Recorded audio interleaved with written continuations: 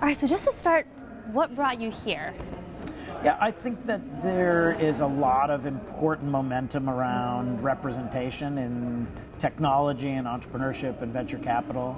I've been a vocal proponent, and I continue to be, and I hope to be part of that conversation.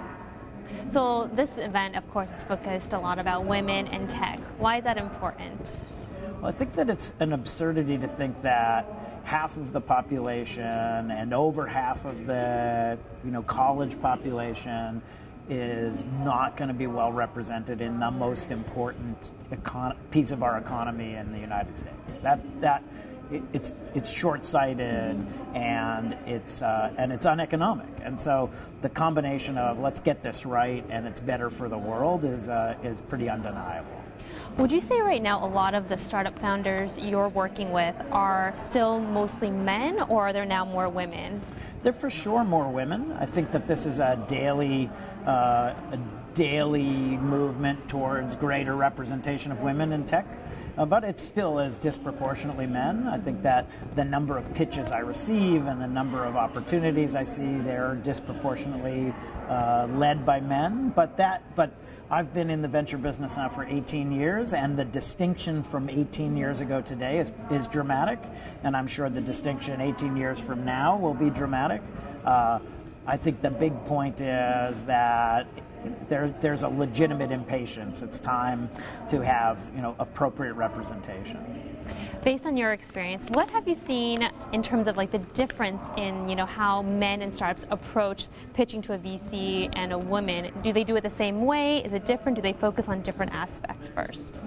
Yeah, I don't really see that difference. I know there's been a lot made of this idea that women pitch differently or pitch themselves differently, etc. But my experience is that startup founders are and particularly successful startup founders are a unique breed, and it's not really a sex or race or religion question. It's really, if this is what you do, you have to be sort of a crazy fanatic anyway. Yeah.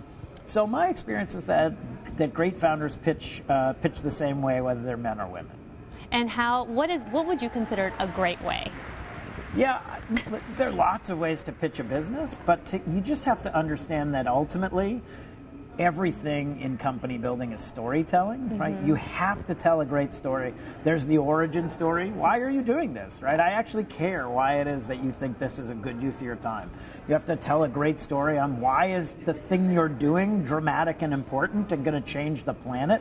You have to be able to tell a story that says, look, if you invest in this company, the money you put in will turn to more money, because that's what my job is. You have to convince amazing entrepreneurs to join you in this quest. Hey, stop that really safe thing you're doing where you're getting paid a lot of money and come join me in this crazy quest, right? So I think that great entrepreneurs are really good storytellers, but there are lots of ways to tell stories, right?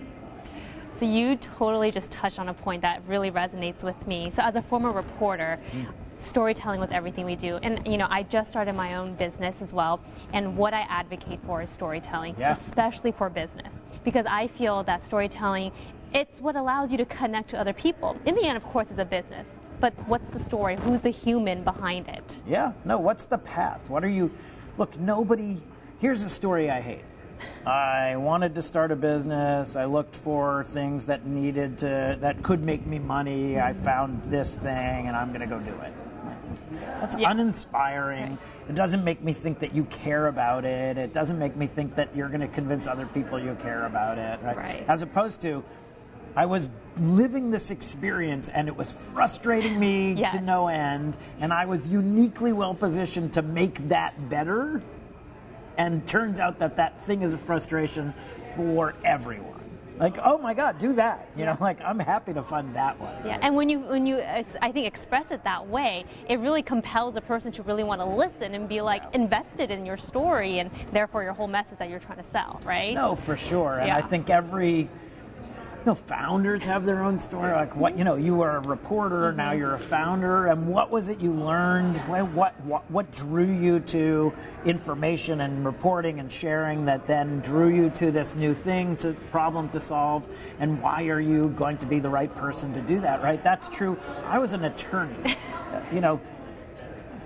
I went to law school, and you know what law school qualifies you to do? It qualifies you to be a lawyer, not really to be a venture capitalist. But on the other hand, the way I worked with my portfolio companies was to get in and be helpful and try and figure out what things I knew that I could add, all these things that it turns out venture investors do. And I did that because I loved working with teams. I loved the idea that they were doing something that was transformative, and I hated the idea that I wasn't going to be part of it. That I was going to sit, they'd say, oh, David, do this. All right, here's a contract. Like, no, I don't want to do that. I'm like, what can we do today? And they were like, who's we? I'm like, I'm in. And that was a very clear path to the venture business. It was like, okay, great. If you think this is a compelling and exciting opportunity, then let's put capital in. Let's put your, mental capital in, your emotional capital, and let's get this thing built.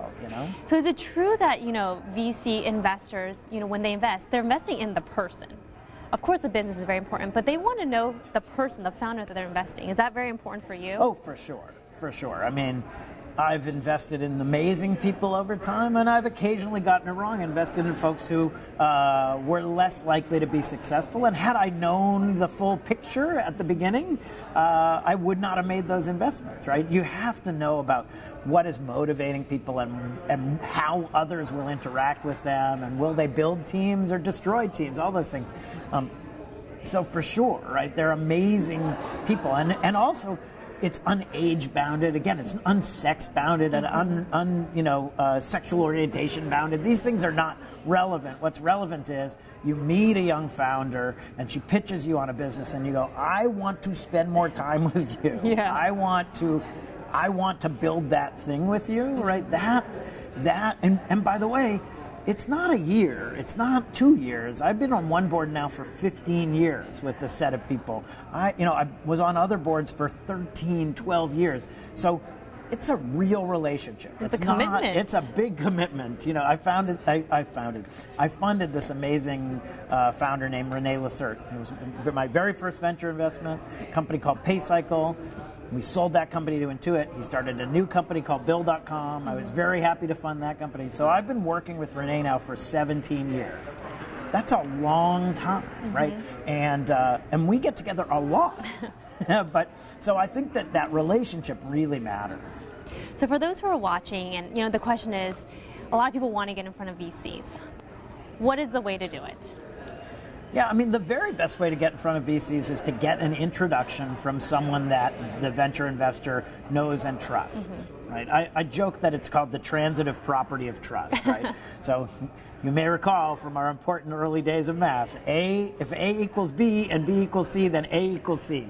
I think the same thing is true about relationships. So if someone has a great relationship with someone you have a great relationship with, you're certain to have a great relationship with them. That's how it works. And so if someone who you trust says, hey, I love this entrepreneur and she's going to build an amazing business, you should meet with her, I say, great.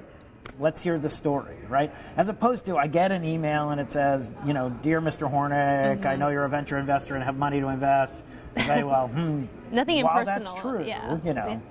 So that's a good point, connections and trust. Yeah. So I wanted to also touch upon, so I did a bit of research. You had your own venture capital blog and podcast. Yes. I'm all about content creation. Excellent. Why was that something you thought about doing? Yeah, actually, both the blog and the podcast were the first venture capital blog and first venture capital podcast. And I got to the venture industry and I looked around and nobody was really talking about the actual business of venture capital, right? It was this black box, a sort of secretive thing. And I got in and I said, what's the secret? Like, to me, it was, entrepreneurs come and they tell you about their business, and if you're excited about the business, you say, hey, may I give you some money and let's build a big business together. And so it struck me that the very best thing for both the entrepreneurs and the investors was for them to understand what the other was looking for. Yeah. And so I started writing about that. Here's why we look at financials, right? What is it about a financial that is important to a venture investor, right? Before that time, entrepreneurs like, oh, why am I giving you financials when you know they're made up? Well, yeah, okay, they're made up. Of course they are. You can't predict the future. But those choices you make in your financials actually matter, right?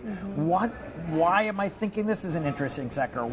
Why do I care about a board seat, et cetera, et cetera? So both in Venture Blog, which I've actually not written in a fair amount, and I should get back on VentureCast, which is a podcast with over the time with my partners at August Capital. And it has been a really fun thing. We just sit and have an hour's conversation about whatever's the moment. It's often about my family. It's often about my partner Howard's family. But that's a great thing. Like, people who are listening get to know you as a person. Oh, for sure. The good and the bad. Oh, mostly good.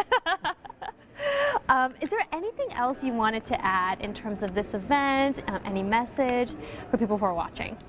Yeah, I mean, I think it's important to know that there are allies, right? In the end, I'm on the board of GLAAD, an LGBTQ organization. I'm a strong ally of the gay community, and I think it's important in that community to have allies who are pushing for equality. And I think with women in tech, it is not enough for for a movement of women. It needs to be a movement of allies and women alike who are saying that the time has come for change. And so I'm here to say that. I'm here to be an ally, and hopefully we can create some change.